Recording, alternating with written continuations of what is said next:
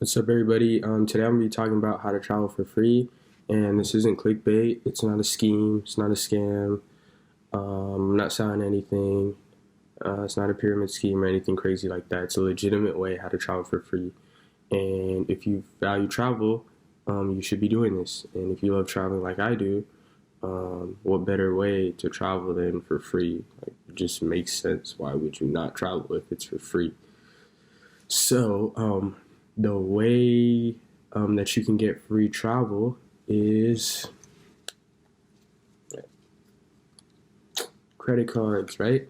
So, the way that this works is businesses have to pay to accept cards, right? So, they have to pay a transaction fee every time you swipe your card. So, they're making money like that. Um, in addition to that, a lot of people aren't as responsible with credit cards, and credit cards are notorious for having really high interest rates, so they make a lot of money that way as well. But everybody watching this video is going to be smart, and they're not going to owe credit card companies any money. They're going to pay it right away. So basically, the way that this works is credit cards will offer you a sign-up bonus for a minimum spend requirement. So basically, that means credit cards will offer you money back if you spend a certain amount, right? So I'm just making this up. Let's say Bank of America has a card, or let me use Chase because this is a real example. There are several Chase cards, right? The Chase Freedom credit card, the Chase Freedom Unlimited, so on. They say if you spend $500 with this card, we will give you $200 back. So the key to this is that you only spend money that you normally would spend, right? You don't go out of your way to spend more to make money, because that just doesn't make any sense. For example, I live in California, right? I have to buy gas every week. I have to drive. We drive everywhere. So I have to buy gas. I might as well pay for it with a credit card instead of a debit card, because I'm getting cash back, right? So these credit cards offer you cash back 1%, 2%, 3%, 4%, 5%, depending on the card. So you're getting cash back on your purchases. On top of that, you're hitting that spend requirement so you can get a bonus. So I have the Chase Freedom card. With this, you spend $500, you get $200 back. That's free money. And if you use, a lot of these credit card companies have travel portals, right? So if you use it for travel, they'll give you more. So for example, Chase, that $200, if you use it through their travel portal, it becomes 50% more. So instead of $200, now you're getting $300. So the goal is to keep opening these cards, use them responsibly, and then continue to hit these bonuses as well as get the cash back that comes with it. And then you end up getting a lot of money back. So like I said again, do not spend on things that you wouldn't buy. You only spend on stuff that you already want to buy: gas, groceries, going out to eat with your friends, all that type of stuff that you normally use every day, because it's in your advantage to use the card, because again, you get the cash back, and then you're hitting that minimum spend requirement that's going to give you that bonus. And a lot of people ask, so what do you do after you hit this spend requirement? So what you do is, it depends. Some of the cards are really useful, so you can continue to use them every day. Some cards are not so much useful. You just open them for the bonus. But my advice would be to start with free cards at first, cards that don't have an annual fee, so that even if you don't use them, you don't have to pay any fee and you don't lose anything. So you just keep them open. You don't necessarily want to be opening cards and canceling, because it's going to hurt your credit score. So I wouldn't advise just opening a bunch of cards and canceling them. That's not a good idea.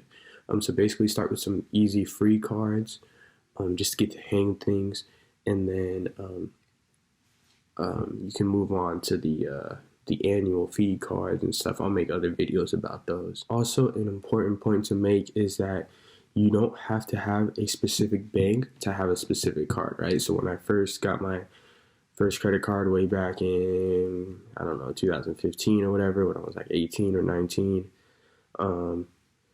I thought that you had to get a credit card with whoever you banked with. So I just opened up a Wells Fargo credit card. The credit card was garbage, but I just opened it to build my credit and everything. I didn't know that you don't have to have that bank, right? So you don't have to have Chase to get a Chase credit card. You don't have to have Bank of America to get a Bank of America credit card. You don't have to have Wells Fargo to have a Wells Fargo credit card. You can have Wells Fargo and get Chase. You can have Chase and get Bank of America. You can have Bank of America and get Citi. It doesn't matter. And they're not really hard to set up the payments for that. So you shouldn't worry about like, oh, I have to stick with my bank. No, you don't. Get the credit cards that make the most sense for you. So I'm gonna go over a few cards that I think are great to start with. The first one is Chase Freedom. This is one of the best free cards for travel, and I'll post a link down below. It is a referral link, so I do get some money. I'm not sure. I've never really gotten a referral before, but I think it's like $50 or whatever. But I'll post that link down below. You don't have to get this card or use this link. It's just helpful if you do. So this card basically gives you 5% back on certain categories. I think like there's like 3 month categories, and I think this category right now from January to March is like gas, streaming sites, etc., etc. So you get 5% back. On top of that, it has the $500 minimum spend requirement. So when you spend the $500, you get $200 back. And again, if you want to use that to travel, you get more. So it ends up being $300 back. And that's not even including the percentage back that you would get for spending the $500. So basically, if you want to use it for travel, you would get at least $300 back. This is a great card. Another card is the Chase Freedom Unlimited. I'll post links to these cards all down below, and I don't make money off any of these except that one Chase Freedom card. So I'm not really like trying to sway anybody towards anything, but these are just some good examples that you can use. The Chase Freedom Unlimited card, like I said, it gives you 1.5% cash back on all your purchases.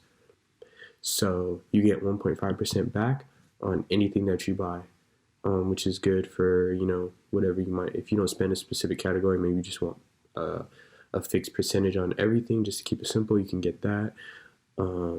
There's also the Discover cards, and there's also I'll post a link to the the Wells Fargo American Express Propel card.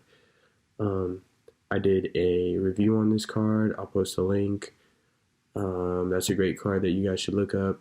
I think that's one of the best cards. I think everybody should have that card.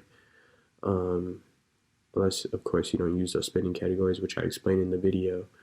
But yeah, those are some great cards that you can start with, and I'll make more videos to explain more cards, but those are some great cards to start with. So thanks for watching this video. If you like to give it a thumbs up, that really helps a lot. Shoot me a comment down below. Give me a subscribe, and thanks. See you on the next video.